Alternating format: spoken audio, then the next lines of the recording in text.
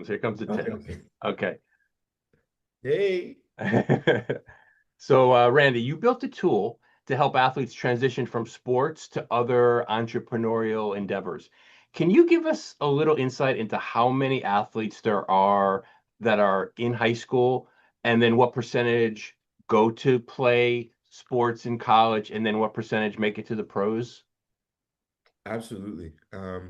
As we've been chatting about, life is about multiple transitions. I think Hmm. this is where you and I connected with the online veteran Space. platform that you guys are Sure. working on.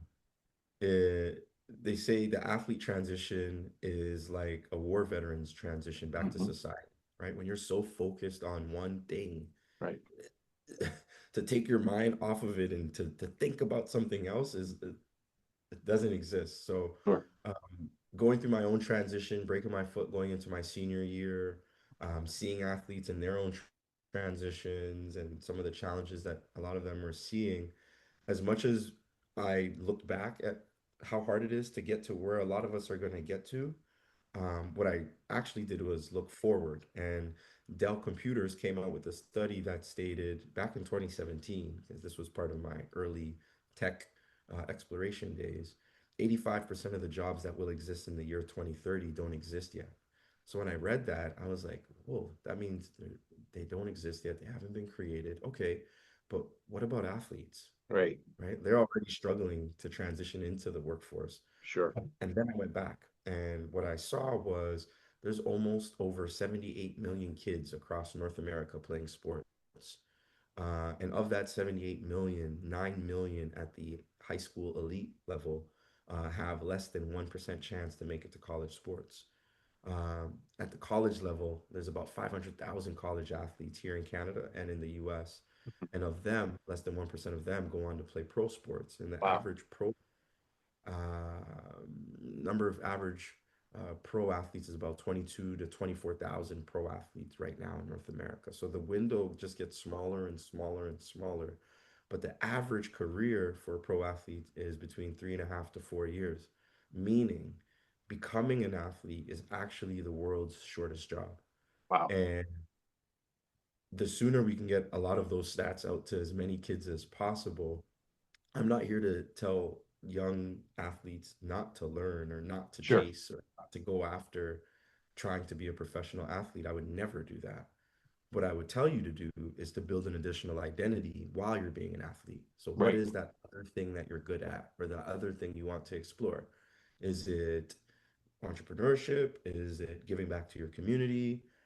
We look at LeBron James. LeBron James is considered a billionaire. Right. He's considered an athlete entrepreneur. He's Hmm. made more money off of the court of basketball than he has on the court of basketball. And he's going to have to transition and wake up every day for the rest of his life and not play basketball anymore. Right. Now, his transition is going to look a lot better than majority of people that transition. He's going to be pretty busy, Sure. but um, that sense of purpose that sport gives a lot of athletes when it's gone, it is devastating. And because you spend so much of your time only identifying as an athlete, this is how you see the world, right?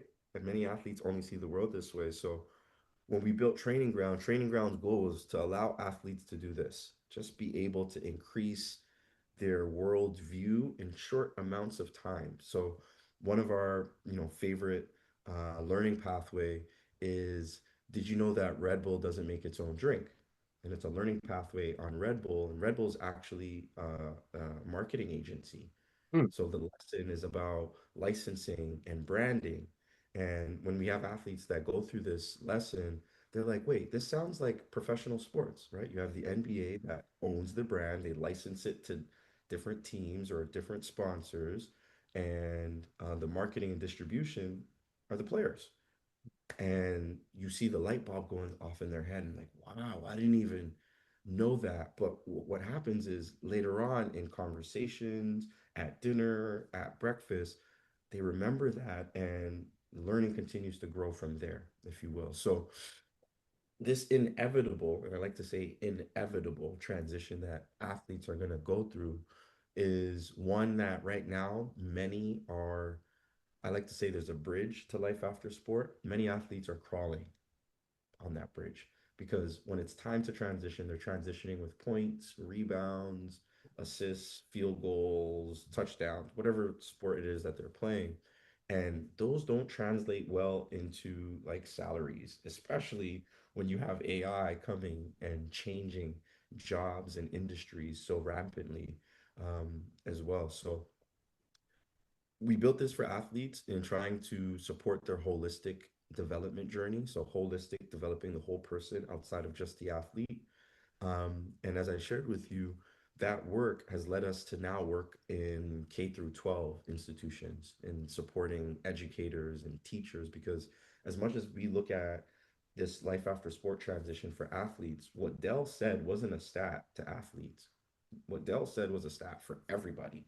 And Dell's been around for years. So them seeing what was coming in 2030, I'm sure they didn't know COVID was coming. I'm sure they didn't know. But they saw and had probably been working with AI for 30 plus years Right. and saw that AI was about to get released to the rest of the world. So change, change, change, change, change. And I feel that all of that change helped all of that change that's forthcoming, there's a bit of a crisis when it comes to athletes, when it comes to their transition to the workforce. So, my hope is we can support over 1 million athletes in their transition and 1 million students in their transition to the workforce. Because I'll also speak to those kids that, uh, maybe you're in high school and maybe you play sports, maybe you don't. You're still going to have to transition to college, university, or the workforce. What does that look like? How is that going to look like? And I think that with us moving into a skills-based economy, um, our platform is really helping students build skills fast. And it is amazing to see that we can help a student increase their prompt engineering skills in under 20 minutes because we're able to craft very unique learning experiences with AI.